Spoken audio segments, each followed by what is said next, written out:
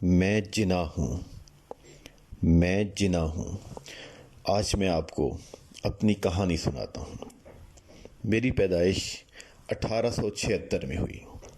یہ وہ زمانہ جب بر صغیر پر انگریزوں کی حکمرانی، بر صغیر میں مذہب کے ٹکڑے ٹکڑے، فرقے فرقے، تقسیم در تقسیم کرنے کا آغاز ہو چکا۔ بر صغیر میں ہندو، مسلم، سکھ، کرسچنز کی کو ایگزسٹنس اور مل کر رہنے میں دراڑیں ڈالنے کا آغاز ہو چکا۔ بر صغیر میں مسلمان ہر لحاظ سے انگریز کے ستم کا نشانہ۔ مسلمانوں، ہندوؤں کے پرانے قدیمی تعلیم کے سلسلے جو کہیں مسجد اور کہیں مندر کے گرد گھومتا، کہیں مدرسے اور کہیں انفارمل ایجوکیشن کے گرد گھومتا، اس کی جگہ فارملائز ایجوکیشن آ چکی۔ گورنمنٹ آف انڈیا ایکٹ 1859 اور 1861 کے تحت ہمارے علاقوں، ریاستوں، راجاؤں کی جگہ پہ تحصیل، ڈسٹرکٹ اور اس کے اوپر ڈویژن اور ان کے اوپر ایک بندے کی سربراہی اور الٹیمیٹ پاورز کے لیے اے سی، ڈی سی اور کمشنر کے نام کا چھوٹے چھوٹے چودھریوں کے ایک علاقے کو سنبھالنے، policing, judicial system, law enforcement, development, maintenance, taxation, سب کی جگہ پر ایک ایلین ویسٹرن نیا نظام آ چکا، جس میں چودھری کی پالیسنگ کی جگہ پہ ایک پولیس کا محکمہ، پنچایت کی جگہ پہ جوڈیشری، قانون کے نام پہ کہیں یورپین لا، کہیں مسلمانوں کی تسلی کے لیے محمدن لا، ٹیکسیشن کے لیے پٹواری، گرداور، تحصیلدار کا نیا نظام، اور ان سب انڈس سویلائزیشن کی صدیوں پرانی تہذیب کو ڈی ویلیو، ڈی گریڈ اور ہمیں کمتر سمجھانے کے لیے اور ہمارے دماغوں میں احساس محرومی ڈالنے کے لیے ایک پلانڈ ایکٹیویٹی 1835 کی اس تقریر کے نتیجے میں جو پلان تھا اس کے مطابق چل رہی تھی، اور ان کا مقابلہ کرنے میں صرف ایک سر سید اور کچھ حالی کی نظمیں، اور ایسے میں 1876 میں میری پیدائش۔ میں نے اپنی ابتدائی تعلیم سندھ مدرسۃ الاسلام سے حاصل کی، اور آپ کو بتاؤں کہ تب کراچی ایک چھوٹا سا شہر، بہت ہی پیسفل، اس کی پورٹ بھی کوئی خاص نہیں، کیونکہ تب جو پورٹ ایکٹیویٹی ہوتی وہ بامبے سے، کیلیکٹ سے، گوا سے، گوالیار سے ہوتی۔ میری عمر ابھی محض 9 سال کی تھی جب میں نے 1885 میں سنا کہ کوئی آل انڈیا کانگریس کے نام سے کوئی ہندوؤں نے اپنے مفادات کے تحفظ کے لیے ادارہ بنایا۔ نہ یہ میری فیلڈ، نہ مجھے اس سے کوئی سروکار، نہ دلچسپی۔ ذرا سا آگے چلوں تو 1892 جو مجھے یاد پڑتا ہے، میری عمر 16 سال تھی، اور میرے والد صاحب چاہتے تھے کہ میں انگریزوں کی طرح بڑا افسر بنوں، میں انگلستان جاؤں، میں ادھر جا کے پڑھوں، لیکن ان کو ڈر بھی تھا کہ ادھر کی مادر پدر آزاد معاشرے میں ہمارا بیٹا خراب نہ ہو جائے، تو انہوں نے میری محض 16 سال کی عمر میں شادی کر دی، اور شادی کے چند ماہ بعد مجھے اس تسلی کے ساتھ یو کے بھیجا کہ اب یہ بیٹا خراب نہیں ہوگا۔ خیر، میں انگلستان مہینہ کا سفر کر کے چلا گیا، اور وہاں پہ ایک بڑے زبردست ادارے لنکن ان میں میرا اگلے سال داخلہ 1893 میں ہو گیا، اور میں بہت زبردست ایک انوائرمنٹ میں رہنے لگا۔ مگر میں نے زندگی میں سوچا، جوانی کی عمر 17 سال کا لڑکا، میں نے سوچا کہ میرے پاس آپشن ہے گو ود دا فلو کی. میں do as the Romans do کی طرح، جس طرح سب کرتے ہیں میں ویسے کروں. ایک دفعہ میرے ذہن میں یہ بھی آیا کہ میں شیکسپیئر اور اس طرح کے جو بہت مشہور ڈرامے ہیں اس میں کہیں ایکٹنگ کا کام بھی کر سکتا ہوں. میں نے والد صاحب سے ڈرتے ڈرتے خط میں پوچھنے کی بھی کوشش کی، تو انہوں نے کہا کہ بیٹا ہم نے آپ کو پڑھنے کے لیے بھجوایا تھا، اور مجھے بھی لگا کہ یہ جتنے پیسے دیتے ہیں اتنے مہینے کے پیسے تو میں ایک دن میں بھی کما سکتا ہوں. تو میں نے ارادہ کیا کہ میں morality, ethics, code of conduct اور ایک اپ رائٹنس کے ساتھ اس ماحول میں زندگی گزاروں گا. ویسے ہی جیسے ڈیفوڈلز کا پھول گندے پانی میں رہ کے بھی وہ صاف، نکھرا اور اس غلاظت سے پاک ہوتا ہے، ویسے ہی جیسے بگلا، تتلی پانی میں ڈب بھی لگائیں تو ان کے پروں پر وہ پانی نہیں ٹھہرتا. میں نے سوچا میں بھی اپنے پروں پر پانی نہیں پڑنے دوں گا، اور میں نے بڑی اپ رائٹنس کے ساتھ صرف اور صرف اپنی مورل ویلیوز، اپنی خاندانی روایات اور سب سے بڑھ کے ایک بڑے کریکٹر بلڈنگ کی طرف سفر میں وہاں پہ اپنے 4 سے 5 سال گزارے، جبکہ میرے پاس وہاں پہ ہر راستہ اویلیبل تھا. مگر میں نے وہ راستہ چنا کہ جس کو میں اپنی زندگی میں اور آج بھی آپ کو جسٹیفائی کر سکتا ہوں. اور شاید آج اگر آپ کے دل میں میری عزت ہے تو شاید اس کردار کی بلندی کی وجہ سے ہوگی. تو ہم اپنی کہانی آگے لے کر چلتے ہیں. 1894 میرے لیے بھی ایک قیامت خیز سال تھا، جس میں میری شریک حیات، جس کے ساتھ میں نے محض چند ماہ ہی گزارے ہوں، مگر پھر بھی اس کا نام میرے ساتھ اور میرا نام اس کے ساتھ ابدی زندگی تک کے لیے جڑ چکا تھا. تو میری شریک حیات اور میری والدہ دونوں اس سال مجھے چھوڑ گئی. اور اس سے زیادہ دکھ کی بات کہ کسی نے مجھے بتایا تک نہیں کہ میری والدہ اب اس دنیا میں نہیں. اور جب کتنے سالوں بعد میں واپس آیا اور سب میرے خاندان والے مجھے اس بحری جہاز جہاں لنگر انداز تھا وہاں سے لینے آئے، اور میں سب میں اپنی ماں کو ڈھونڈوں، مگر میری ماں نہیں تھی وہاں. میری ماں کب کی مجھے یاد کرتی چھوڑ کے جا چکی تھی. شاید یہی ماؤں کی نصیب. تو آگے 1894 کی یہ کہانی. اگلے 2 سال بعد 1896 میں 20 سال کا محمد علی جناح واپس بر صغیر آ گیا. میں نے یہاں پہ مجسٹریٹ اور اپنے وکالت شروع کی، اور محض 4 سال بعد 1900 میں 24 سال کا محمد علی جناح مجسٹریٹ بن گیا. اور اس کا کیریئر، اس کی اٹھان اور اس کے دلائل پورے بر صغیر میں گونج رہے تھے کہ یہ کس کی آمد ہے کہ رن کانپ رہا ہے. آگے 1906 میں محض 30 سال کا میں تھا جب ہندوؤں کی طرح مسلمانوں نے بھی آل انڈیا مسلم لیگ بنائی. لیکن مجھے یہ تفریق کچھ اچھی نہیں لگ رہی تھی. میرا خیال تھا کہ ہندو اور مسلم ہم اکٹھے ہمیشہ سے رہتے آئے ہیں. آپ ہماری مسجدوں میں سور کے سر پھینکیں یا ان کے مندروں میں گائے کے سر پھینکیں، اس طرح آپ ہمیں لڑا نہیں سکتے. آپ ہمارے بارے میں وسوسے ان کے دل میں اور ان کے بارے میں وسوسے ہمارے دل میں ڈال کے ہمیں لڑا نہیں سکتے. ہم سنز آف دا سائلز ہیں، ہم یہی رہتے ہیں، ہم نے یہی جینا ہے، ہم نے یہی مرنا ہے. ہمارا یہاں کوئی گورا قبرستان نہیں، ہمارے کوئی باہر پراپرٹی نہیں. تو ہم نے جب یہیں پہ رہنا ہے تو ہمیں مل کر رہنا ہے، ہمیں کوئی ایگزسٹنس میں رہنا ہے. ہمیں ہولی، دیوالی، عید، شبرات، کرسمس، ایسٹر سب مل کے منانے ہیں. لیکن شاید یہ اس گریٹر پلان کا حصہ نہیں تھا جو ڈیوائیڈ اینڈ رول سے شروع ہو کے ہر ملک میں فساد کے، تقسیم کے، دھوکے کے، فریب کے اور دلوں میں نفرتوں کے بیج ڈال رہا تھا.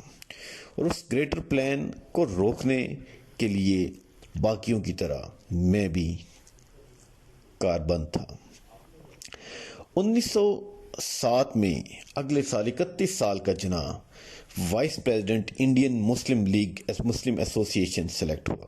میرے لیے بڑے اعزاز کی بات تھی، مگر میں پھر بھی اگلے تقریباً 10 سال ہندو مسلم اتحاد کے لیے سرگرداں رہا، اور میں نے بہت کوشش کی۔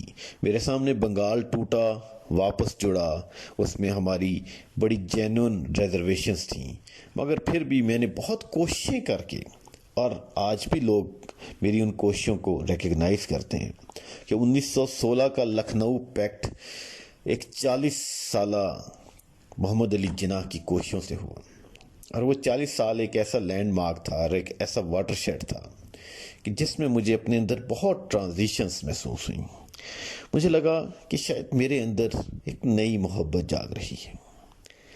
اس محبت کا نام شاید رتی تھا، مگر وہ محبت جسم ملن سے بہت آگے، روحوں کی تکرار سے بھی شاید بہت آگے۔ شاید وہ مجھے اس عشق مزاجی کی ٹھوکروں سے عشق حقیقی کے سفر پر چلانے کی کڑی تھی۔ مگر میں نے کوشش کی کہ جب تک رتی کے والد صاحب مسٹر پٹیٹ صاحب خود ایگری نہیں ہوں، اور ان کے کہنے پہ میری بیٹی جب تک بالغ ہو کر خود فیصلہ نہ کرے، میں نے اسی کردار کی شمع کو جو میں نے UK میں جلائی تھی، میں نے ایک جینٹل مین کے طور پہ ان کے والد صاحب کو کہا کہ I will wait till your daughter become eligible to have an independent decision، اور جب وہ فیصلہ کر لے گی، اگر فیصلہ میرے حق میں ہوا تو میری آپ سے بھی ریکویسٹ ہے کہ آپ اس کو مانیں، اور اگر میرے خلاف ہوا تو میں آج آپ کو اپنی زبان دیتا ہوں کہ میں آپ کے راستے سے ہٹ جاؤں گا۔ 1918 42 سال کا محمد علی جناح اور رتی کا فیصلہ وہی جو 2 سال پہلے تھا، اور ہماری شادی اور ہمارے فنکشن اور ہماری دعوتیں، اور ہم بمبئی کی آنکھ کا تارا اور ان کے اس شہر کی جول کے طور پہ تھے، اور لوگ ہمارے ہنستے کپل سے شاید بہت زیادہ جلتے بھی تھے، شاید نظر بھی لگ گئی۔ مگر رتی اور میری بیٹی دینا جب اگلے سال آئی تو ہماری دنیا ہی بدل گئی۔ اب وہ 43 سال کا ایک بیٹی کا باپ، اس کی سوچیں بدل گئی۔ میری اور رتی کی محبت اور اس کا جیسا بے انجام، مگر 1929 میں رتی کا جانا، زندگی میں پہلی دفعہ میں رویا جب میں نے اس کو دلی میں دفنایا، پہلی دفعہ رویا، اور دوسری دفعہ میں 1947 میں تب رویا جب مجھے دلی چھوڑنا تھا، جب مجھے رتی کو چھوڑنا تھا، پھر کبھی نہ ملنے کے لیے۔ محبتیں ملن کی بیڑیوں سے آزاد، وہ کل بھی میری تھی، وہ آج بھی میری ہے، دنیا جو مرضی کہے۔ رتی کے خطوط میں جو محبت کی چاشنی تھی، وہ 1929 سے 1948 اگلے کئی سال میرے لیے ایک زندگی گزارنے کا سرمایہ تھی۔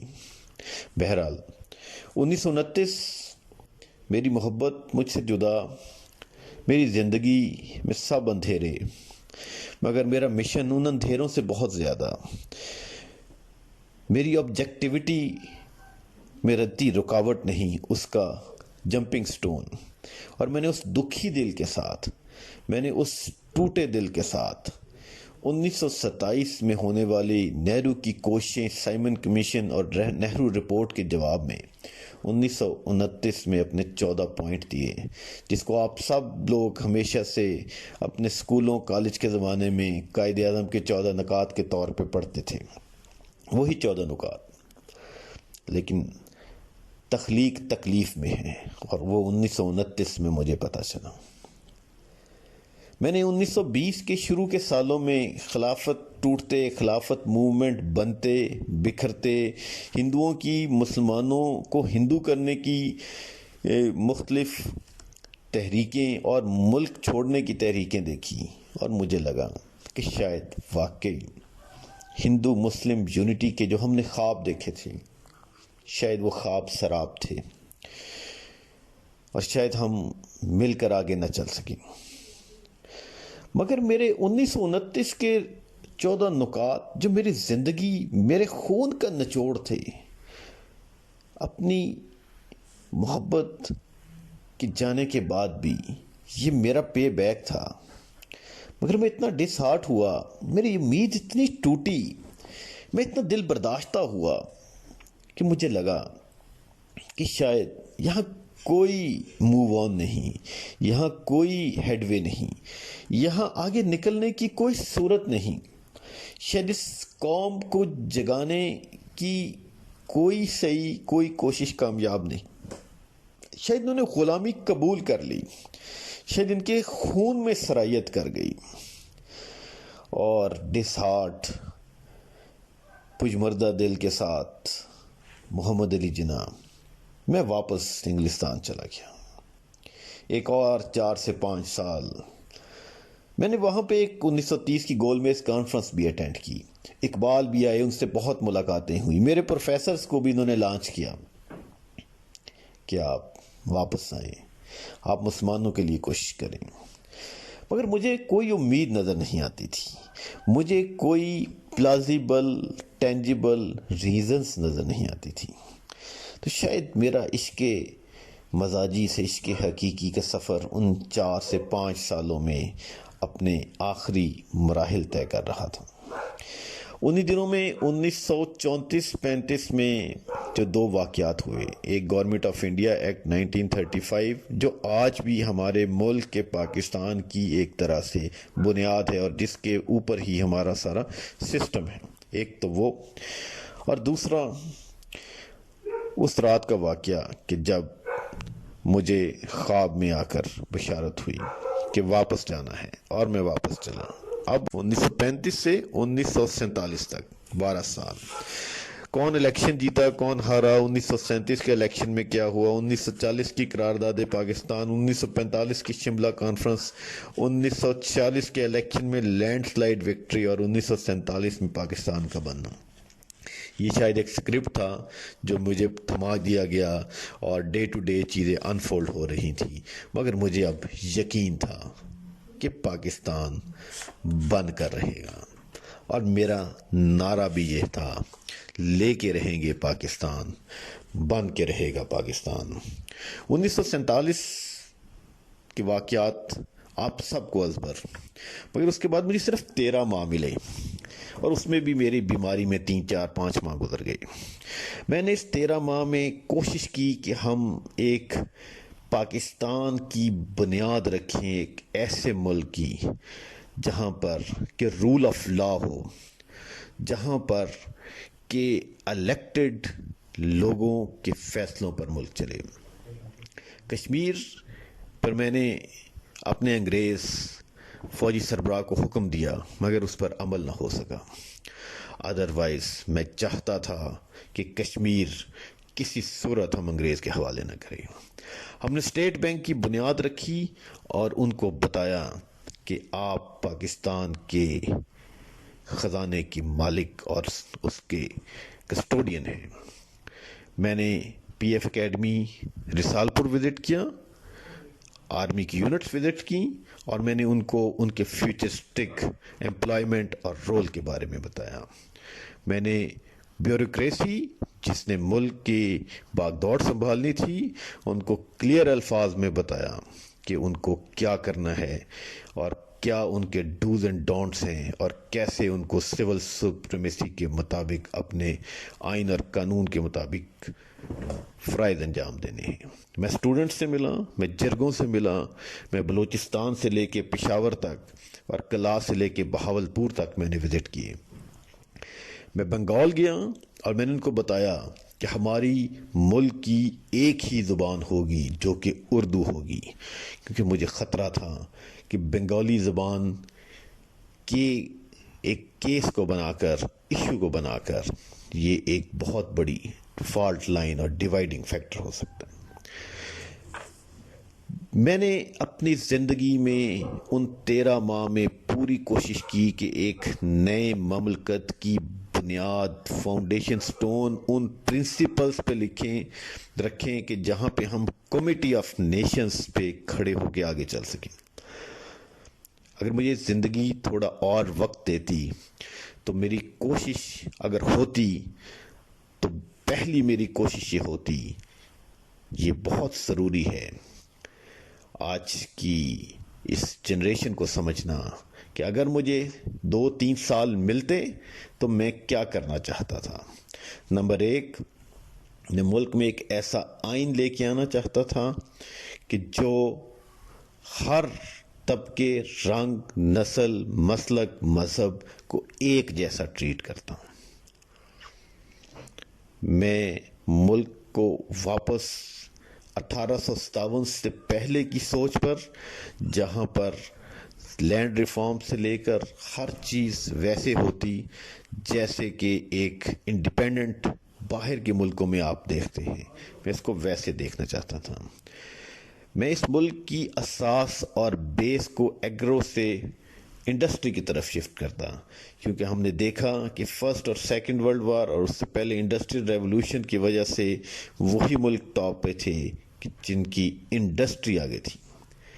مجھے وقت ملتا تو میں اپنی 50% آبادی خواتین کی جو ہے ان کو مین سٹریم میں لے کے آنا چاہتا تھا، اور میں چاہتا تھا کہ وہ مردوں کے شانہ بشانہ ایک مذہبی اپنی اوبلیگیشنز کے اندر رہتے ہوئے اس محدود آزادی کو استعمال کرتے ہوئے ایک کنٹریبیوٹنگ رول میں آئیں، ایک ایڈیشن کے طور پہ سامنے آئیں، اور جو ماڈل آج آپ کو دنیا میں اور بنگلہ دیش میں نظر آتا ہے اس سے بڑا ماڈل ہم پاکستان میں امپلیمنٹ کرنا چاہتے تھے۔ میں ملک کو مذہبی تفریق سے آزادی دلانا چاہتا تھا۔ ہمارے ملک یا کسی بھی ملک میں ہر مذہب، مسلک کا انسان جیسے چاہے وہ زندگی گزار سکتا ہے، اور یہی 11 اگست کی میری تقریر تھی۔ تو جب تک ہم اس rule of law, equality, justice اور سیلف ریسپیکٹ کی طرف نہ جائیں، شاید میرے خواب رہ جائیں۔ آخر میں آج آپ میری 140 سال پہلے کی پیدائش کی خوشی میں کہیں کیک، کہیں میسج، کہیں واٹس ایپ، کہیں فارورڈڈ میسج، ٹیکنالوجی جس بھی نہج پر پہنچ جائے، ایتھکس، موریلٹی، اپ رائٹنس اپنی جگہ پہ۔